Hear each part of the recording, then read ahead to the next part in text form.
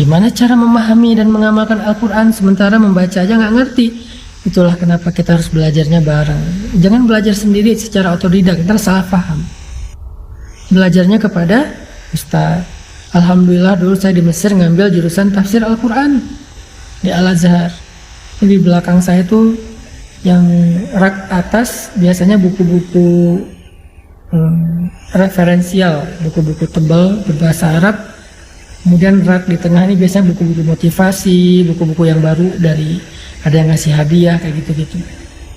Saya coba baca dari tulisan-tulisan ulama, lalu nge-share kepada teman-teman. Gitulah cara kita belajar. Tapi kalau kita belajar otodidak cuman sekedar dengar booster, kita cuma dapat motivasi agama tapi nggak belajar agama. Motivasi dengan belajar itu beda. Kalau dapat motivasi itu dapat spirit. Kalau belajar dapat lentera. Ini sedikit ya, biar teman-teman bisa ngebedain apa bedanya dengerin booster sama belajar. Dengerin booster setiap hari dengan belajar kayak gini seminggu 2 kali, bedanya apa? Kalau dengerin booster, dengerin ceramah yang sifatnya adalah penyemangat, itu tuh kayak kendaraan tuh dikasih bahan bakar. Kendaraan kalau nggak ada bahan bakar nggak akan jalan, kecuali dengan cara didorong, capek kan? Jadi dikasih bahan bakar. Tapi ada bahan bakar jalan, kalau nggak punya setir, nggak punya lampu, itu bisa masuk jurang, bisa masuk selokan, bisa kecelakaan. Nah, belajar secara serius kepada ustadz, guru, ulama itu sama seperti kita menyalakan lampu mobil dan pakai setir. Sehingga kalau jalannya gelap, jalannya belok-belok, kita tetap bisa on the track. Maka booster adalah spirit yang menyemangati kita dalam beramal soleh. Tapi ilmu yang kita belajar seminggu 2 kali dengan live kayak gini adalah lentera. Lentera yang kita bawa untuk menjadi penunjuk jalan, biar kita nggak salah jalan. Kalau kita udah tahu jalannya, booster yang ngedorong kita untuk bergerak. Dua-duanya penting. Dari Al-Quran, dengan kita belajar serius seperti sekarang, walaupun saya berusaha sebisa saya menggunakan bahasa yang gampang, yang mudah, yang sederhana, tapi kontennya tetap substansial, tetap bedah Al-Quran, cuma dengan bahasa sederhana yang saya mampu, sesuai dengan bahasa sederhana ketika saya lagi nongkrong bareng dengan teman-teman. Saya nggak mau bahasanya kayak bahasa mimbar banget, bahasa pesantren banget, bahasa kampus banget. Mungkin teman-teman bakal ngerasa kayak berat banget sih pembahasannya. Tapi kalau gini kan kita kayak lagi ngobrol di tongkrongan kita. Tapi pembahasannya Al-Quran. Kayak gini kita belajar. Supaya apa? Supaya dapat lentera, dapat petunjuk, dapat cahaya dalam berjalan di dalam kehidupan kita.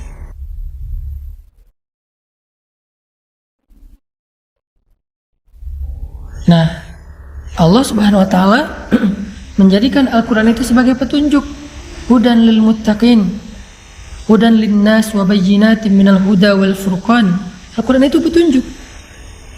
Dan ketika kita pengen mengambil petunjuk Al-Quran, caranya nggak cukup baca sendiri, kita harus membedahnya dengan tafsir, tadabbur, tafakkur, dan seterusnya bersama seorang guru. Malam ini kita belajar seperti malam-malam yang udah lalu tentang petunjuk perasaan. Gimana cara mengatur perasaan kita biar hidup kita nyaman. Karena kenyamanan hidup diawali dari dalam diri kita, bukan dari faktor-faktor fasilitas yang ada di luar kita. Ada orang yang bahagia walaupun hidupnya sederhana. Ada orang yang sengsara, sedih, mengeluh walaupun dia hidup dalam istana. Kasihan gak tuh orang hidup dalam istana tapi mengeluh, orang hidup di gubuk sederhana tapi dia bahagia. Karena orang lupa kebahagiaan itu sumbernya ada di sini, bukan di rumahnya seperti apa, mobilnya kayak gimana. Saya dulu waktu kecil bahagia tinggal di rumah kontrakan, kemana-mana naik sepeda dibonceng sama ayah saya. Kita nggak punya motor apalagi mobil, cuman punya satu sepeda ontel yang zaman dulu. yang bahkan sekarang udah jadi mahal harganya karena klasik. Dulu tuh murah banget. Kemana-mana cuma pakai sepeda atau naik angkot. Naik angkot pun saya harus berdiri karena emak saya nggak sanggup bayar ongkos angkot untuk saya dan adik-adik. Jadi cuma emak doang yang duduk, kita berdiri. Atau naik sepeda. Tapi apakah kita sengsara? Enggak sama sekali. Hidup saya tuh happy banget waktu kecil. Saya ngerasa beruntung punya orang tua seperti ayah dan ibu saya. Saya merasa beruntung punya keluarga saya. Walaupun kita bukan lagi sederhana, miskin, tapi kita bahagia banget. Saya nggak pernah menyesal memiliki keluarga saya. Jadi itu menjadi bukti buat saya, ternyata bahagia itu sumbernya bukan di dalam fasilitas hidup, tetapi di dalam hati kita. Selama hati kita bisa dibahagiakan, maka kita akan merasa cukup dengan apapun. Ibu saya mampu membahagiakan saya, walaupun nggak bisa ngasih jajan yang banyak. Dulu jajan pergi sekolah tuh, kalau diuangkan sekarang mungkin sekitar cuman 1.000 rupiah lah. Kalau dengan konversi sekarang, dulu harganya masih jajan itu 50 rupiah. Tahun berapa Ustaz? Adalah pokoknya. Jajan tuh 50 rupiah. Kalau dikasih 100 rupiah, itu tuh jingkrak. Tapi dikasih 50 pun nggak sedih. 50 rupiah itu bisa beli mie yang dibungkus pakai daun pisang, yang jualnya guru sekolah. Waktu itu yang jual kalau nggak salah guru olahraga, ibu-ibu. Beliau kalau berangkat ke sekolah itu ada 3 guru kita di SD itu yang jualan di sekolah, di kantin, naruh di kantin. Mie yang dibungkus daun pisang itu harganya 50 rupiah. Sekarang mungkin 1.000 rupiah. Dengan jajanan 1.000 rupiah saya happy.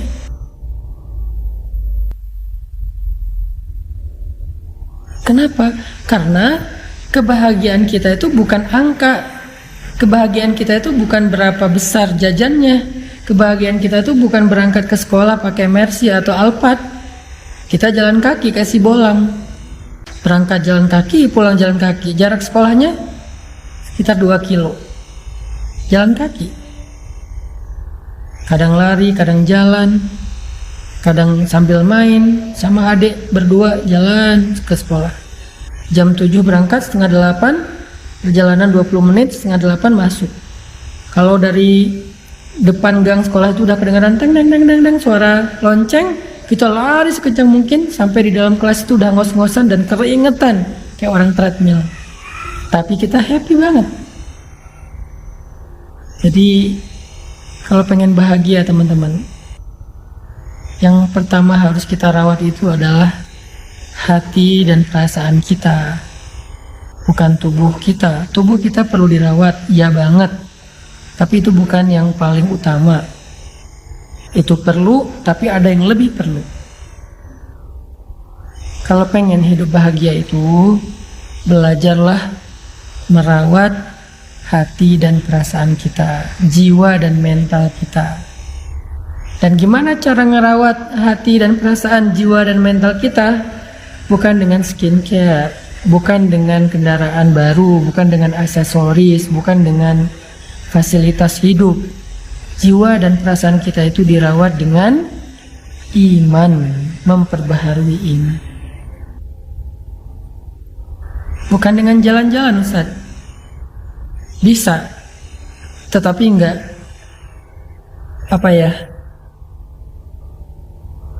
tangguh. Bukankah kita kadang-kadang bete gara-gara jalan-jalan, macet, apalagi yang tinggal di kota-kota besar, baru keluar rumah udah macet, udah capek-capek macet-macetan, sampai di sana cuman sebentar udah tutup, dan banyak lagi masalah-masalah teknis terjadi. Jadi yang harus di happyin itu bukan zahirnya dulu, tapi batinnya. Dan sumber kebahagiaan batin itu, kalau kita pengen belajar, apalagi setelah hidup kita rumit seperti sekarang, setelah kita dewasa. Kalau anak kecil mungkin lebih gampang happy lah ya, hidupnya nggak rumit. Tapi setelah kita dewasa, hidup kita udah rumit, kita butuh solusi ekstra. Kalau anak kecil sekedar bisa main aja udah happy dia. Kalau kita kan nggak. Maka kita butuh Al-Quran. kita butuh ilmu, kita butuh pembaharuan iman, kita butuh booster, kita butuh nasihat, kita butuh fikih perasaan. Itulah yang membuat kita bisa merasakan kenyamanan hati. Allah Subhanahu wa Ta'ala mengajarkan kepada kita di dalam surat Al-Ma'arij gimana caranya biar mental, jiwa dan hati kita tuh stabil, nggak halu'a, jazu'a, manu'a dan seterusnya tapi dia stabil. Gimana caranya? Kata Allah, illal musallin, kecuali orang yang sholat. Pada dasarnya manusia itu labil, dikasih ujian labil, dikasih nikmat labil, dikasih ujian ngeluh, putus asa, dikasih nikmat lupa diri, sombong dan seterusnya, kecuali illal musallin, orang yang sholat. Illal musallin, kecuali orang yang sholat. Sehingga bagi orang yang beriman, sholat itu adalah rahatul qalb, rahatun nafs. Sholat itu adalah rehatnya hati, rehatnya jiwa. Ketika jiwa dan hati kita merasa lelah dan capek, maka sholat adalah istirahatnya. Jika Nabi capek dengan omongan orang-orang yang membenci beliau, capek dengan fitnah, capek dengan caci makian dari orang-orang kafir Quraisy saat beliau berdakwah, seharian beliau lelah, sampai di rumah beliau ketiduran karena capek, maka Allah membangunkan Nabi. Nabi tidur untuk istirahat fisik, istirahat badan. Beliau tidur. Nah, kalau badan kita udah capek, kita tidur. Itu istirahat badan, istirahat zahir, fisik. Tapi Nabi belum istirahat batin. Karena walaupun tidur, hatinya masih sedih. Walaupun tidur, hatinya masih kecewa, masih marah. Makanya dalam keadaan tidur itu Allah membangunkan Nabi. Ya ayyuhal muzammil, wahai orang yang sedang tidur dan berselimut, yang hatinya masih gelisah, yang hatinya masih lelah, yang hatinya masih sedih dan kecewa, yang hatinya masih marah. Ya ayyuhal muzammil, qumil laila illa qalila. Bangun dan sholatlah di malam walaupun cuma sebentar. Kenapa? Karena tidur itu istirahat fisik, tapi sholat itu istirahat jiwa, istirahat batin. Sehingga kalau batin dan jiwa kita merasa lelah, capek, lemah, kecewa, marah, labil dan seterusnya, dia butuh istirahat, dia butuh hiburan, dan hiburannya as-sholah. Makanya Allah membangunkan Nabi dengan kalimat ya ayyuhal muzammil qumil laila illa qalila. Bangunlah di malam hari untuk sholat walaupun cuman sebentar.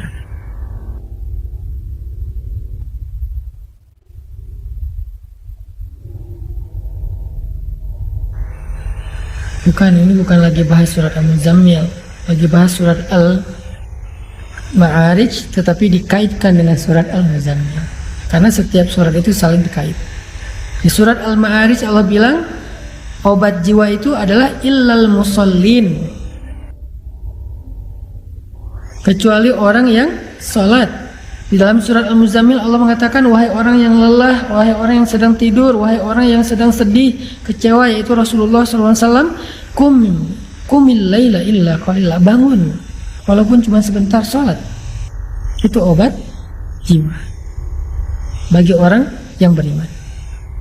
Dan Nabi SAW bersabda, ketika Nabi dalam keadaan sedang lelah jiwanya, lelah hatinya, lelah perasaannya dengan semua omongan-omongan orang Yahudi dan orang munafik di kota Madinah, maka Nabi SAW menyuruh Bilal untuk azan agar beliau dan sahabat bisa sholat untuk bisa mengistirahatkan hati yang lelah, apa kata-kata Nabi? Arihna bis sholah ya Bilal. Istirahatkan kami dengan sholat wahai Bilal. Istirahatkan kami dengan sholat wahai Bilal.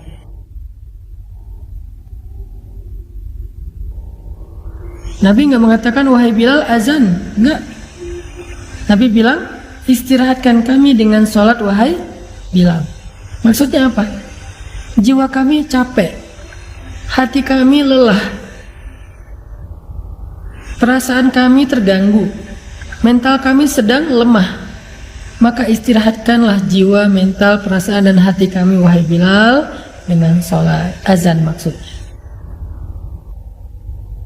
Dan Bilal faham, sehingga akhirnya Bilal wudhu langsung Allahu Akbar, Allahu Akbar, azan. Hayya 'alas shalah.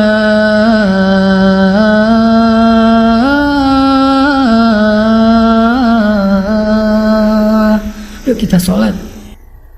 Hayya 'alal falah.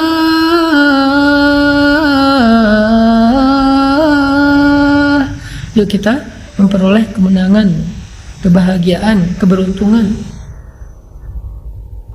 Jadi bagi orang yang beriman, sholat itu adalah istirahat. Bagi orang yang imannya lemah, dia istirahat setelah sholat. Capek sholat, mau istirahat dulu. Bagi orang beriman, capek mau sholat dulu. Jadi sholat itu istirahat. Bagi kita, istirahat itu dari sholat. Capek sholat, istirahat. Orang yang beriman, kalau capek, sholat. Jadi di tempat kerja, di kampus, di sekolah, ketika break, itu tuh isoma itu bukan sekedar aktivitas biasa. Istirahat, sholat, makan ya. Sholat itu istirahatnya. Jadi begitu dia break, keluar kelas, keluar dari ruang kuliah, keluar dari ruang kerja, yang pertama dia lakukan adalah wudhu, sholat 2 rakaat. Sholat duha, sholat mutlak, sholat zuhur, mau sholat wajib, mau sholat sunnah muqayyad, sholat sunnah mutlak, pokoknya sholat, apapun nama varian sholatnya. Tapi bagi dia, sholat itu istirahat. Pertanyaannya, gimana cara menjadikan sholat itu sebagai istirahat? Kok selama ini kita malah istirahat setelah sholat, bukan sholat untuk istirahat? Gimana caranya? Kata Allah, alladzina hum fi sholatihim daimun. Alladzina hum ala sholatihim daimun. Orang yang sholatnya dawam. Kalau kita pengen mengupgrade sholat kita dari sekedar ritual, kewajiban, gerakan, sampai menjadi sebuah kontemplasi, meditasi, dalam tanda petik, rehat jiwa, rehat ketenangan batin. Caranya gimana? Daimun. Sholat itu jangan sekali-kali. Jangan sesekali. Sholat itu jangan sesekali. Tapi sholat itu harus daimun. Harus dawam. Dawam itu artinya kita harus melakukannya dalam waktu yang lama. Kita nggak akan menikmati sholat tahajud kalau cuma sesekali. Kita nggak akan menikmati sholat duha kalau cuma sesekali. Kita nggak akan bisa menikmati sholat sunnah kalau cuma sesekali. Harus dilakukan secara rutin, daimun. Nanti setelah dawam dalam waktu yang lama, Allah akan berikan kepada kita nikmatnya ibadah itu. Allah akan berikan kepada kita kenyamanan dalam ibadah itu. Semua yang dilakukan di awal sesekali apalagi akan berat pasti. Nggak akan nyaman, berat. Orang ngelakuin apa aja di awal pasti berat kan. Olahraga, lari itu. Sekarang orang bersepeda, apalagi kalau di Bandung itu kan banyak bukit ya, naik turun. Ke Dago tuh misalnya. Kalau pertama-tama bersepeda ke Dago cuma sampai di Simpang. Naik lagi dikit sampai ke Darul Hikam, naik lagi dikit sampai di Dago Pakar, naik lagi dikit sampai di bukit apa misalnya, tebing keraton dan seterusnya, itu kan tergantung dawam ya, konsistensinya.